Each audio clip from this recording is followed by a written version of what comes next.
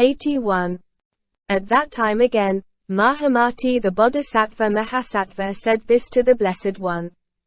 Is the Blessed One, the Tathagata, the Arhat, the fully enlightened one, permanent or impermanent? Said the Blessed One, Mahamati, the Tathagata is neither permanent nor impermanent. Why?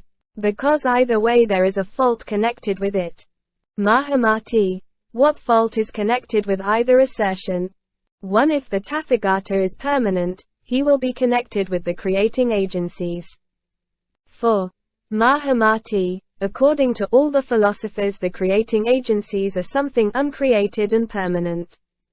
But the Tathagata is not permanent in the same sense as the uncreated are permanent. If he is impermanent, he will be connected with things created. Because the skandhas which are predicable as qualified and qualifying are non-existent, and because the skandhas are subject to annihilation, destructibility is their nature. Mahamati, all that is created is impermanent as is a jug, a garment, straw, a piece of wood, a brick, etc. Which are all connected with impermanency.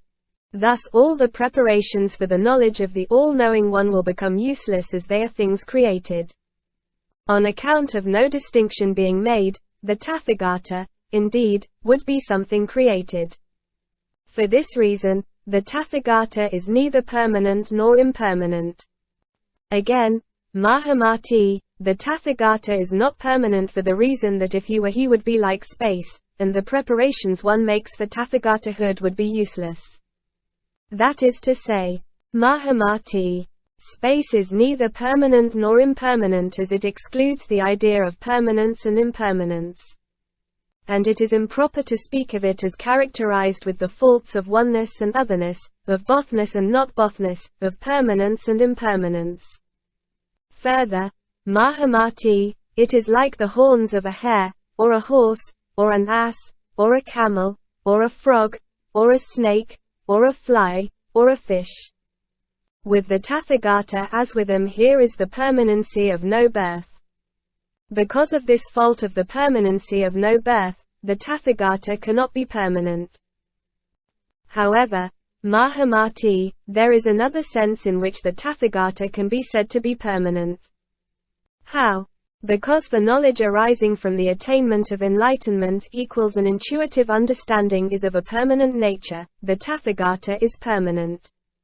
Mahamati, this knowledge, as it is attained intuitively by the Tathagatas, Arhats, fully enlightened ones, is, indeed, permanent. Whether the Tathagatas are born or not. This Dharmata, which is the regulative and sustaining principle to be discoverable in the enlightenment of all the Sravakas, Pratyeka Buddhas, and philosophers, abides, and this sustaining principle of existence is not like the emptiness of space, which, however, is not understood by the ignorant and simple-minded. Mahamati, this knowledge of enlightenment belonging to the Tathagatas comes forth from transcendental knowledge. Mahamati, the Tathagatas, Arhats, fully enlightened ones do not come forth from the habit energy of ignorance which is concerned with the Chitta, Manas, and Manovijnana, and the Skandhas, Dhehatas, and Ayatanas. The triple world originates from the discriminating of unrealities, but the Tathagatas do not originate from the discriminating of unrealities. Where duality obtains, Mahamati, there is permanency and impermanency because of its not being one. Mahamati, the truth of absolute solitude is, indeed, non-dualistic one because all things are characterized with non-duality and no birth. For this reason, Mahamati, the Tathagatas, Arhats, fully enlightened ones are neither permanent nor impermanent. Mahamati, as long as there is word discrimination, there follows the faulty notion of permanency and impermanency. The destruction of the notion of permanency and impermanency is held by the ignorant. Mahamati comes from the getting rid of the knowledge that is based on discrimination, and not from the getting rid of the knowledge that is based on the insight of solitude. So it is said, 1. by keeping away permanency and impermanency. And yet by keeping permanency and impermanency in sight, those who always see the Buddhas will not expose themselves to the power of the philosophical doctrines. 2. When permanency and impermanency are adhered to, all the accumulation one makes for the attainment of reality will be of no avail.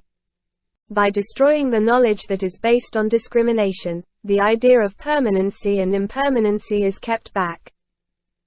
3. As soon as an assertion is made, all is in confusion. When it is understood that there is nothing in the world but what is seen of the mind itself, disputes never arise. Here ends the 5th chapter, on the deduction of the permanency and impermanency of Tathagatahood.